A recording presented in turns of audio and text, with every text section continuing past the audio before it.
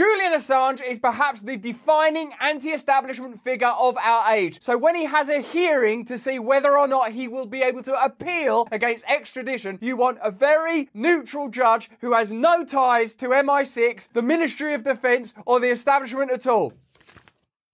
Oh, Hello there, you Awakening Wonders. Thanks for joining us on our voyage to truth and freedom, a voyage I pray that Julian Assange will be joining us on. If you want to support our content, click the link in the description under there. We make additional content every week for our supporters, and we are committed to opposing the establishment at this pivotal time. You feel it's pivotal? It is pivotal. Indeed, everything around us demonstrates that we are at a crucial moment. Even the current hearing that Julian Assange is having to fight for the right to have an appeal against his extradition. Look at the layers before Julian Assange will get anything approaching justice. He's currently, as you know, I'm sure, in Belmarsh without trial, and one of the two judges that will be hearing the case previously represented MI6 and the Ministry of Defence, who were both exposed by WikiLeaks that Julian Assange obviously set up. So what are the chances of Julian Assange getting a fair trial when one of the judges has explicit connections to organisations negatively affected by WikiLeaks? If you continue to disrupt the court in this way, I will have to cite you for contempt. You wouldn't dare.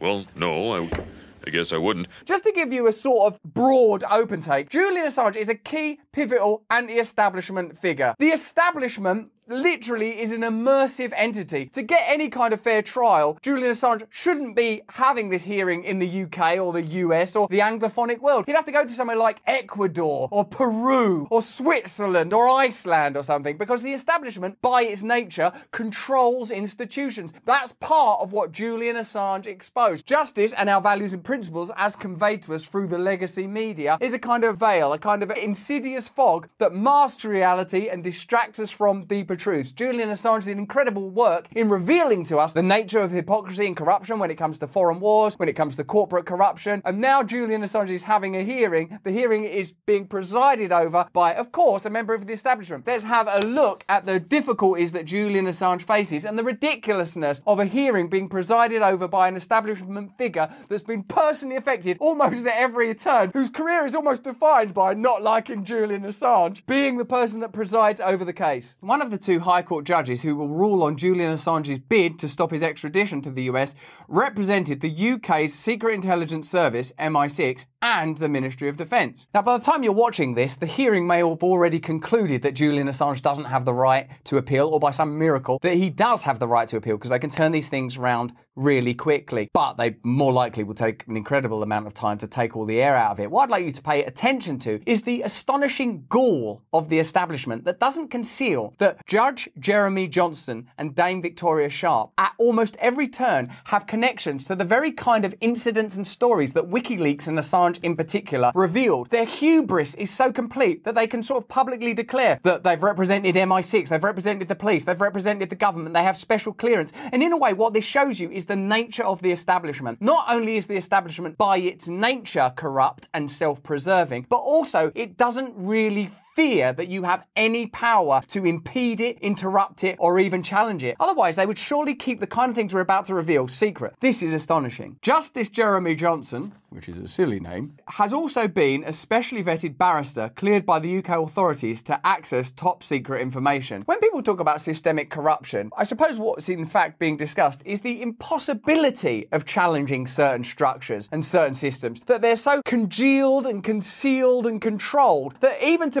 penetrate them is a ridiculous and almost inconceivable task. If you have that kind of special clearance, if you've been to those schools and universities, if you've represented MI6 and the Ministry of Defence, how will you impartially view a figure like Julian Assange, who has at every turn challenged establishment authority, exposed corruption in war, exposed war crimes? He's not going to be able to go, no, thinking about this, we've actually been wrong. This is a figure that's emerging from the establishment to evaluate the interests of the establishment. What's being revealed by the Assange case is the intractability of the establishment and the impossibility of true justice within it. Johnson will sit with Dame Victoria Sharp, terrifying name, and now the compassionate, the friendly, the lovable Dame Victoria Sharp. Oh no, get Justice Jeremy Johnson back. I fucking hate you and all. His senior judge to decide the fate of the WikiLeaks co-founder. If extradited, Assange faces a maximum sentence of 175 years, which you'd have to become a tortoise to serve. People don't live that long. His persecution by the US authorities has been at the behest of Washington's intelligence and security services, with whom the UK has deep relations. Some of their deep relations, as Edward Snowden revealed, is the sharing of private data between Five Eyes countries, that includes the UK and US, which is sort of illegal, certainly against the principles of justice and clarity and transparency that they espouse. How is the exposure of crime being treated as criminality? Assange's journalistic career has been marked by exposing the dirty secrets of the US and UK national security establishments. He now faces a judge who has acted for and received security clearance from some of those state agencies. As with previous judges who have ruled on Assange's case, this raises concerns about institutional conflicts of interest. They're not conflicts of interest, it's the mechanic of the system. As they say, it's not a bug, it's a feature. How can he ever be the recipient of justice when the system itself functions in order to prevent that? It would mean the system breaking apart. It's comparable to so many arguments. If you wanted to repay the true cost of imperialism, you'd have to dismantle the royal family, the nation. It's one of those issues that shows you the problem with the institutions themselves. That's why we are fascinated with this case, because you can't have justice for Julian Assange without a true reckoning for the deep state, corporate corruption, the military-industrial complex. And you know, of course, because you watch our channel, that these are the problems that define our age. These are the problems that, since the various forms of incarceration of Julian Assange, have become more and more prevalent. Think how often we're talking about censorship. Think how vigorously the pursuit of censorship is defining our age right now. Hate speech laws in Ireland, the laws that have been passed in Canada, the online safety bill in this country, which of course is presented to you as, we're just trying to protect children. How are you going to protect children? By controlling the information you have access to. What Julian Assange did is he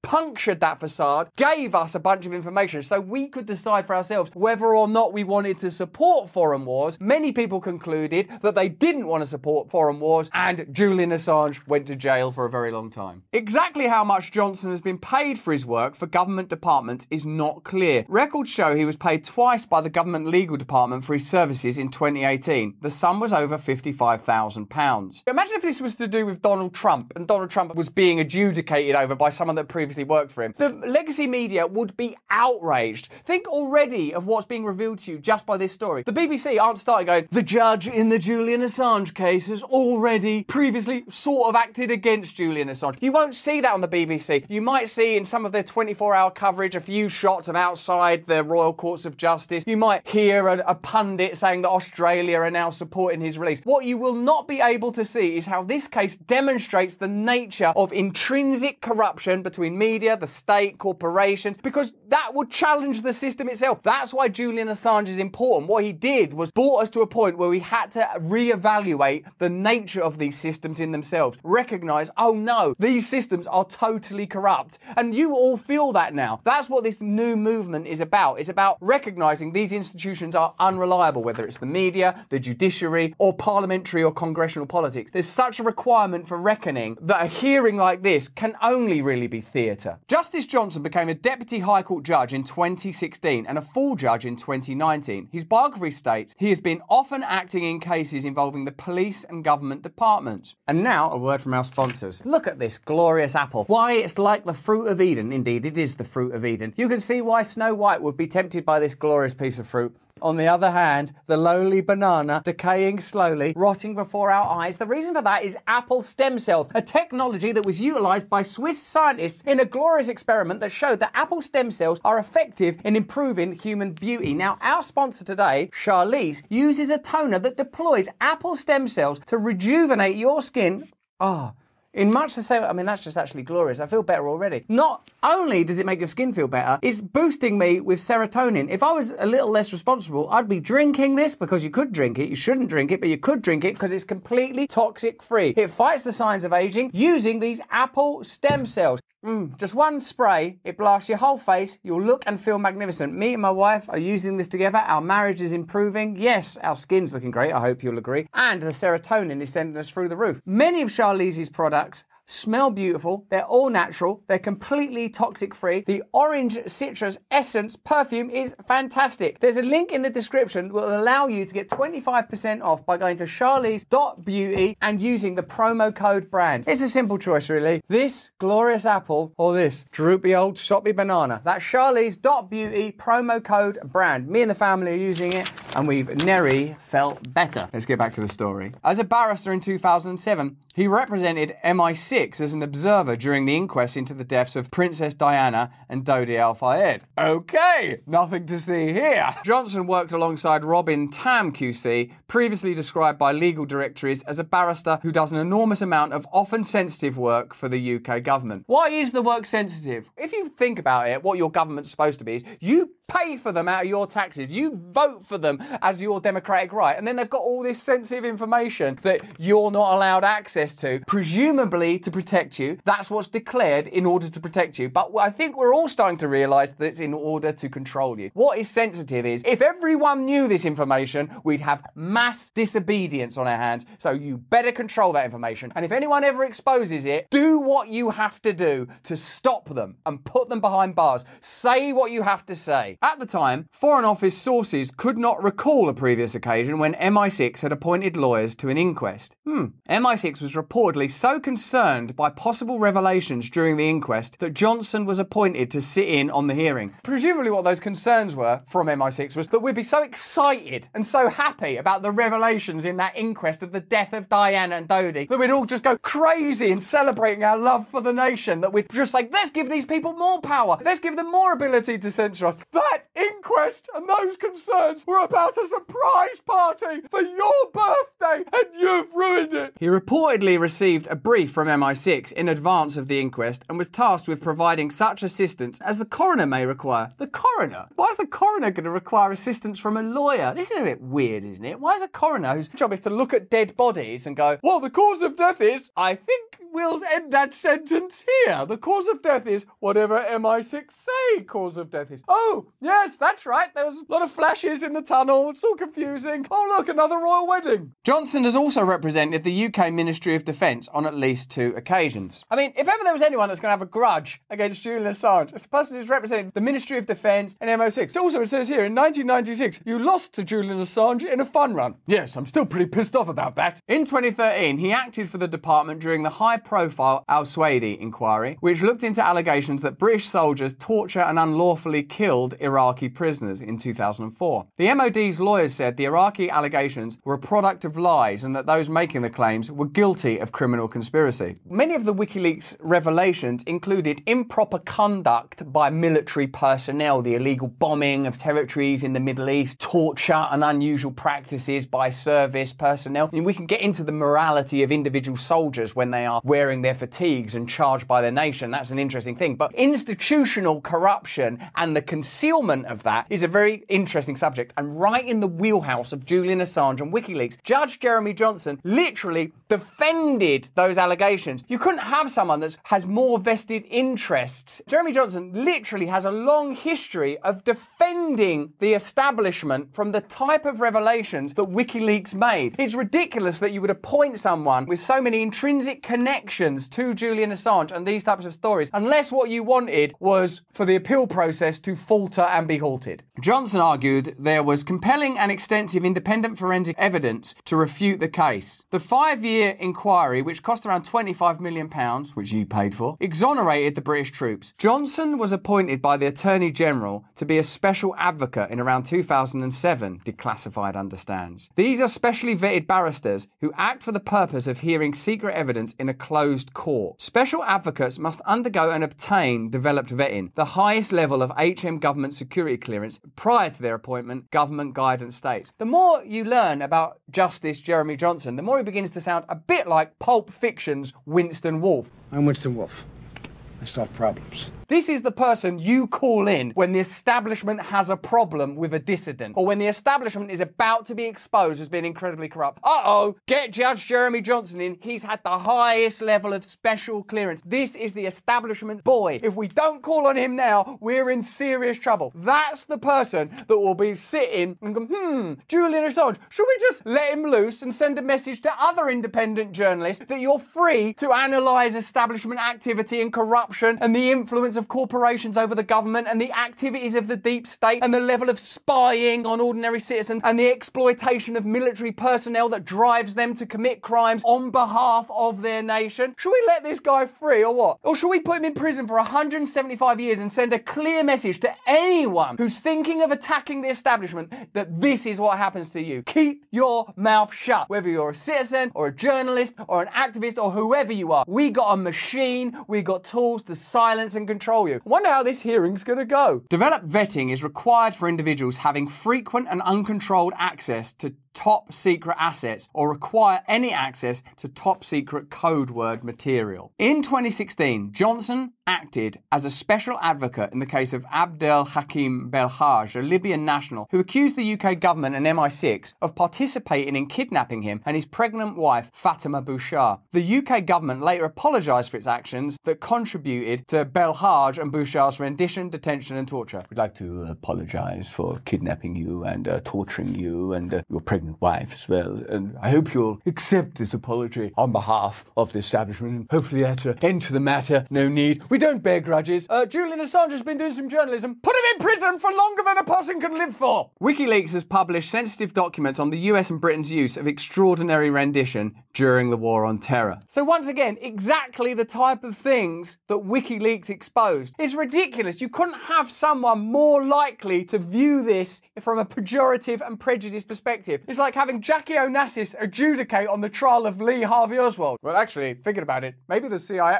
Shut up! The lead judge in Assange's extradition case at the High Court is Dame Victoria Sharp, the president of the King's Bench Division, who was appointed in 2019 by then Prime Minister Theresa May. Declassified has shown that Sharp has family links to the Conservative Party. I mean, of course, what is the establishment? It's not going to be that you have High Court judges and politicians that all right, oh yeah, I didn't know you did that. This is the establishment. What we are discussing is establishment corruption and the impossibility of exposing that corruption and the consequences if you do. Sharp and Johnson have adjudicated on other high-profile legal cases. In 2022, they dismissed a claim for judicial review regarding bulk data collection and sharing by GCHQ, MI5 and MI6. Another literal WikiLeaks case. These are the people that have sort of most to lose. That's very similar to Edward Snowden's revelations about NSA data capture and the Five Eyes nations sharing and bulk capturing our information, storing it to use at a later date should you ever become a dissident or enemy of the state. To have people with such strong affiliations and affinity preside over this case is ridiculous. It's beyond a kangaroo court. It's an absolute mockery. It's like having Darth Vader and Voldemort presiding over a case that involved Harry Potter and Luke Skywalker stealing lightsabers.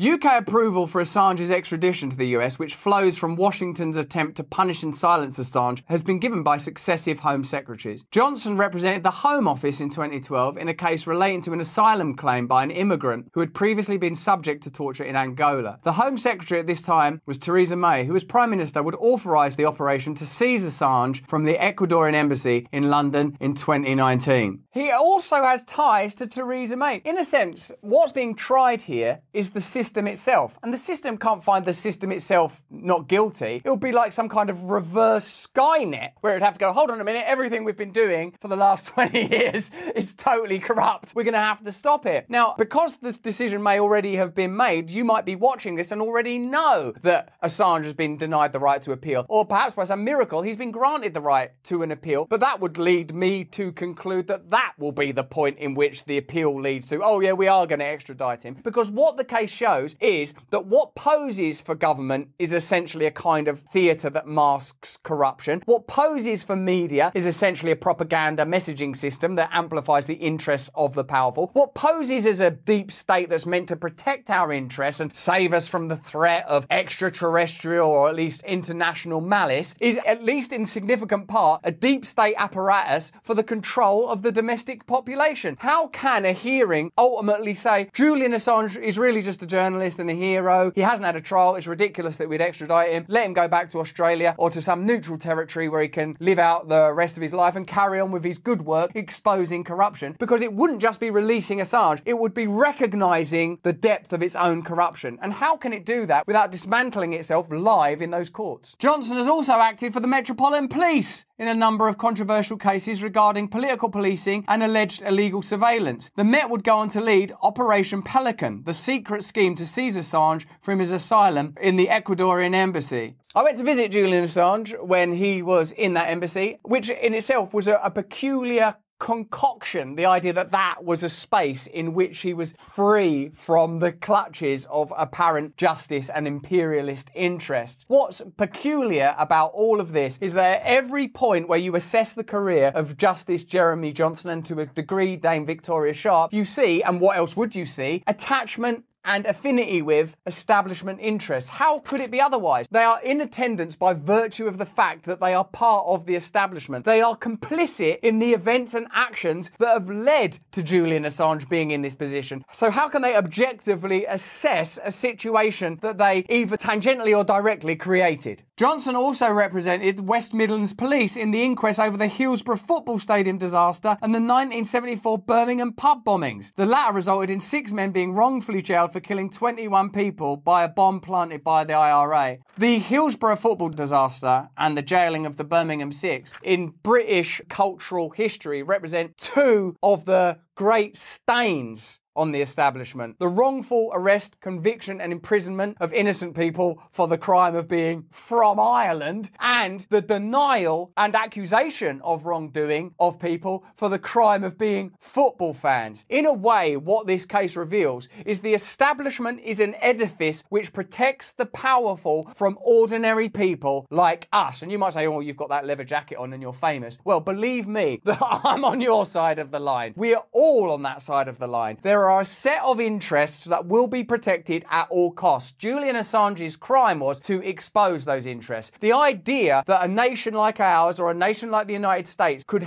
give a fair hearing to a candidate, a character like Julian Assange is ridiculous, because it would represent the unravelling of their entire raison d'etre. It would represent a kind of mea culpa of such magnitude that the day after that hearing you'd have to say, well, we're going to have to be honest, elections don't work either. We're going to have to be honest, our entire parliamentary system is a sham. We're going to have to be honest, the ascent of globalism has meant that ordinary people don't have any real power in their own countries. And the only power you do have, actually, is the power to comply. And if you don't comply, then you will be in serious trouble. And the crime that Julian Assange committed was the crime of non-compliance. And that's why he's in Belmarsh. That's why he's having this hearing. That's why it's likely this hearing will fail. That's why it's likely he'll be extradited. And that's why it's likely that unless we do something about it, which means unprecedented non-compliance, Julian Assange will be punished not for a crime, but for exposing crime. And that is what's truly criminal. But that's just what I think. Why don't you let me know what you think in the comments and chat? If you enjoy our content, then support us. We make additional videos for our supporters every single week, as well as interviewing important journalists and giving you the chance to pose your questions to them. More important than any of that, though, if you can, please stay free.